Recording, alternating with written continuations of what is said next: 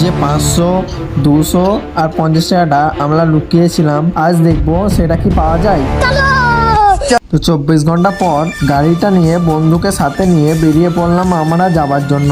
অবশেষে আমরা অনেকটা পর চলার পর চলে আসলাম আমরা সেম লোকেশনে। আর ভিডিওটা কিন্তু অনেক রিস্ক নিয়ে বানাচ্ছি আর আমার অনেকটা ভয় লাগছে, তাই সবাই মিলে লাইক করে দিও। তো আমরা চলে এসেছি সেম লোকেশনে আর এই পাথরটার নিচেই 50 টাকাটা লুকিয়েছিলাম। চলো পাথরটা তুলে দেখি কি পাওয়া যায়। 50 টাকাটা দেখতে পাচ্ছ, 50 টাকাটা কিছু হয়নি, 50 টাকাটা যেমনটা তেমনই আছে। এবার চলে আসলাম আমরা যেখানে 200 টাকাটা লুকিয়েছিলাম। চলো দেখি 200 টাকাটা কি পাওয়া যাবে। পাথরটা সরিয়ে দেখলাম কি 200 টাকাটা নাই, মানে 200 টাকাটা কেউ নিয়ে পালিয়ে গেছে। তার মানে আমার 200 টাকাটা হারিয়ে গেল। আমার খুবই মন খারাপ হয়ে গেল। এবার পালিয়ে হচ্ছে 500 টাকার নোটটা, এর মধ্যে আমার হয়ে গেছে। যেমন 200 টাকাটা হারিয়ে গেল তেমন কি হারিয়ে যাবে। অবশেষে 500 টাকাটা পেয়ে গেলাম। 500 টাকাটা আমার হারায়নি। তোমরা সবাই ভিডিওটাতে লাইক করে দাও আর সাবস্ক্রাইব করে নাও। দেখা হচ্ছে পরের ভিডিও।